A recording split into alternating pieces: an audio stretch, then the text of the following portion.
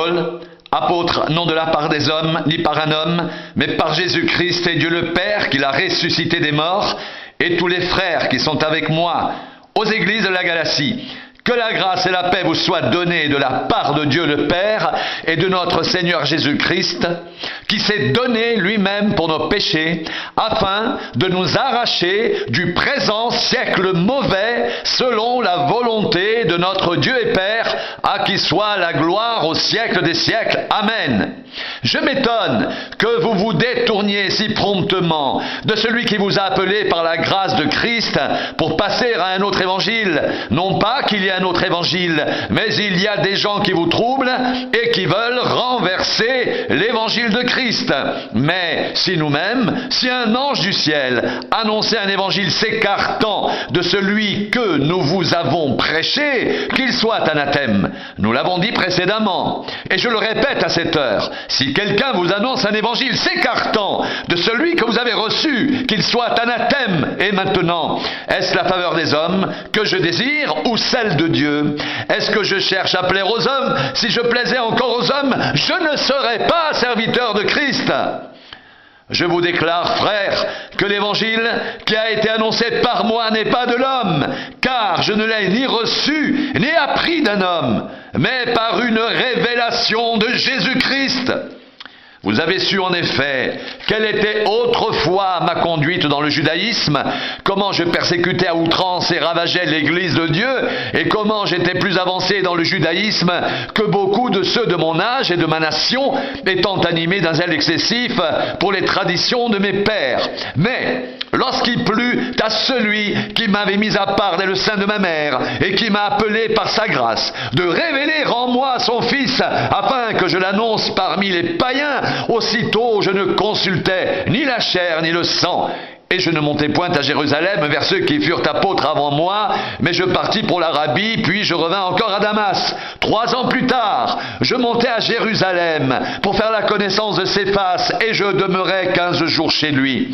Mais je ne vis aucun autre des apôtres, si ce n'est Jacques, le frère du Seigneur. Dans ce que je vous écris, voici, devant Dieu, je ne mens point. J'allai ensuite dans les contrées de la Syrie et de la Cilicie. Or, j'étais inconnu de visage aux églises de Judée qui sont en Christ. Elles avaient seulement entendu dire, celui qui autrefois nous persécutait annonce maintenant la foi qu'il s'efforçait alors de détruire, et elles glorifiaient Dieu à mon sujet. 14 ans après, je montai de nouveau à Jérusalem avec Barnabas, ayant aussi pris Tite avec moi, et ce fut d'après une révélation que j'y montai. Je leur exposai l'évangile que je prêche parmi les païens. Je l'exposai en particulier à ceux qui sont les plus considérés, afin de ne pas courir ou avoir couru en vain. Mais Tite, qui était avec moi et qui était grec, ne fut même pas contraint de se faire circoncire. Et cela à cause des faux frères qui s'étaient secrètement introduits et glissés parmi nous pour épier la liberté que nous avons en Jésus-Christ avec l'intention de nous asservir. Nous ne leur cédâmes pas un instant et nous résistâmes à leurs exigences afin que la vérité de l'Évangile soit maintenue parmi vous. Ceux qui sont les plus considérés, quels qu'ils aient été jadis, cela ne m'importe pas, Dieu ne fait point de favoritisme. Ceux qui sont les plus considérés ne m'imposèrent rien. Au contraire, voyant que l'évangile m'avait été confié pour les incirconcis, comme à Pierre pour les circoncis, car celui qui a fait de Pierre l'apôtre des circoncis a aussi fait de moi l'apôtre des païens, et ayant reconnu la grâce qui m'avait été accordée, Jacques, Céphas et Jean, qui sont regardés comme des colonnes, me donnèrent à moi et à Barnabas la main d'association, afin que nous allions, nous, vers les païens, et eux, vers les circoncis. Ils nous recommandèrent seulement de nous souvenir des pauvres, ce que j'ai eu bien soin de faire. Mais lorsque Céphas vint à Antioche, je lui résistais en face, parce qu'il était répréhensible. En effet, avant l'arrivée de quelques personnes de l'entourage de Jacques, il mangeait avec les païens, et quand elles furent venues, il s'esquiva et se tint à l'écart par crainte des circoncis. Avec lui, les autres juifs usèrent aussi de dissimulation, en sorte que Barnabas eux-mêmes fut entraîné par leur hypocrisie. Voyant qu'il ne marchait pas droit selon la vérité de l'Évangile, je dis à Céphas en présence de tous, Si toi qui es juif, tu vis à la manière des païens et non à la manière des juifs, pourquoi forces-tu les païens à judaïser? Nous sommes juifs de naissance et non pécheurs d'entre les païens. Néanmoins, sachant que ce n'est pas par les œuvres de la loi que l'homme est justifié, mais par la foi en Jésus-Christ.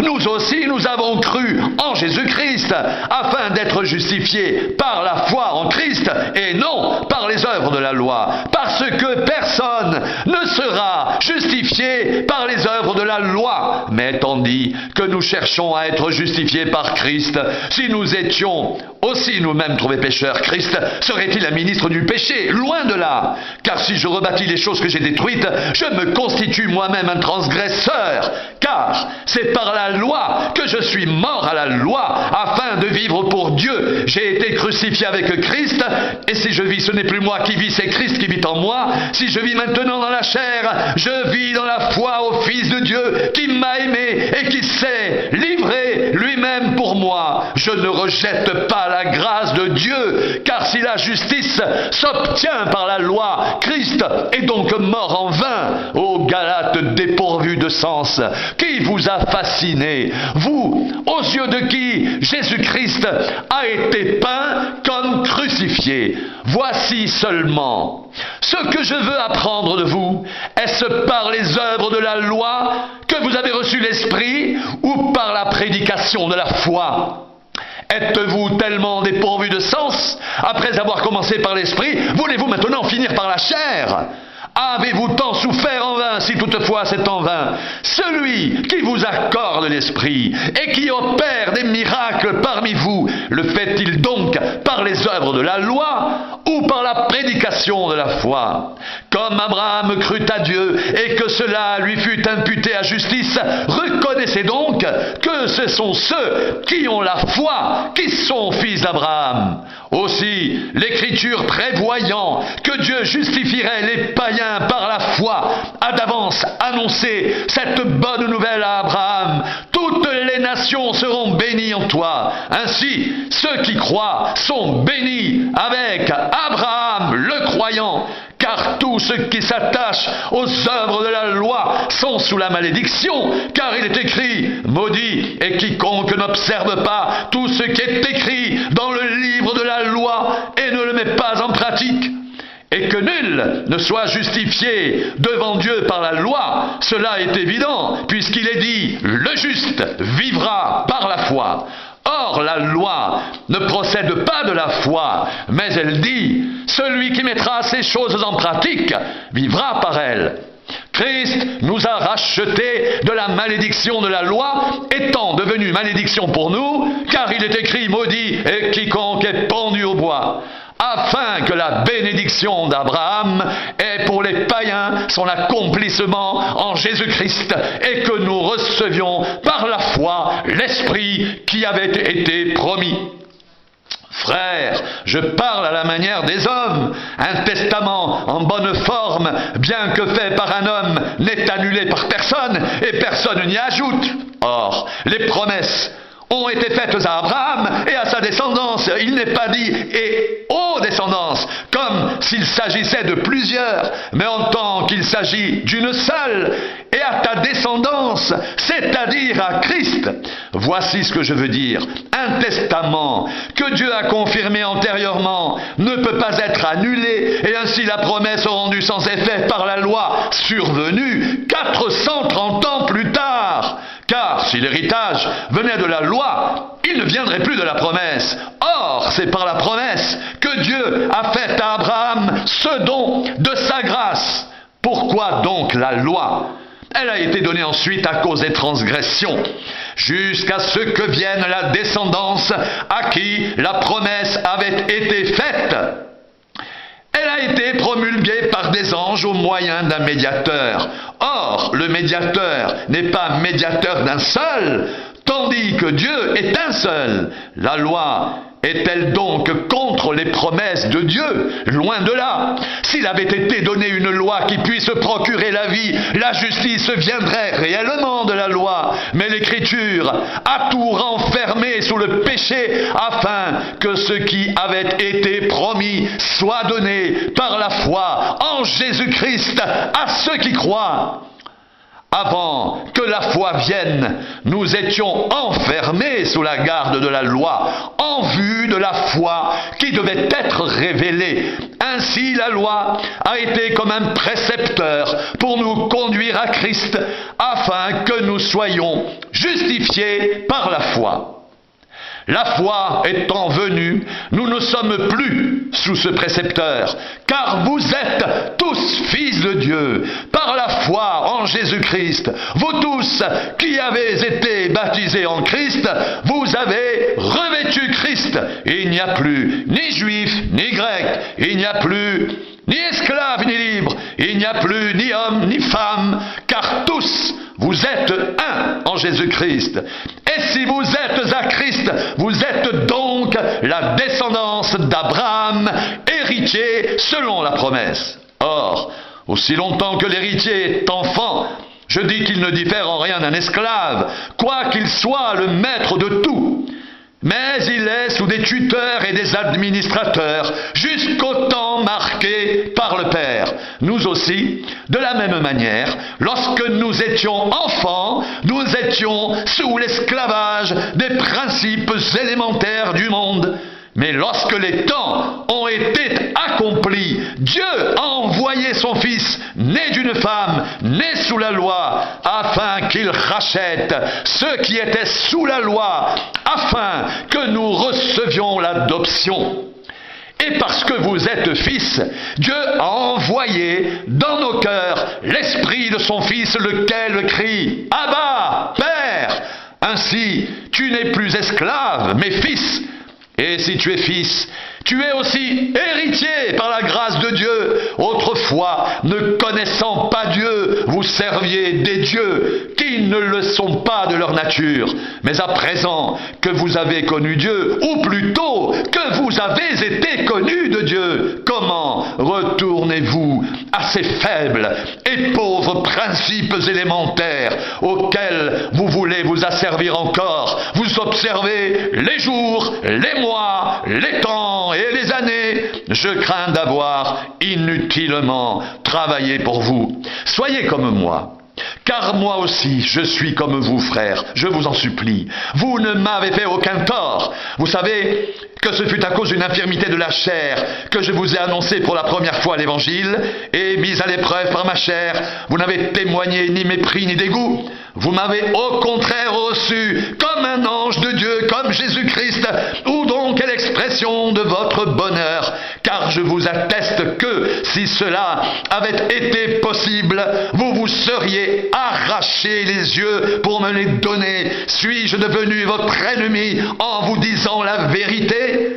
Le zèle qu'ils ont pour vous n'est pas pur, mais ils veulent vous détacher de nous, afin que vous soyez zélés pour eux. Il est beau d'avoir du zèle pour ce qui est bien, et en tout temps, et non pas seulement quand je suis présent parmi vous. Mes enfants, pour qui j'éprouve de nouveau les douleurs de l'enfantement, jusqu'à ce que Christ soit formé en vous, je voudrais être maintenant auprès de vous et changer de langage, car je suis dans l'inquiétude à votre sujet.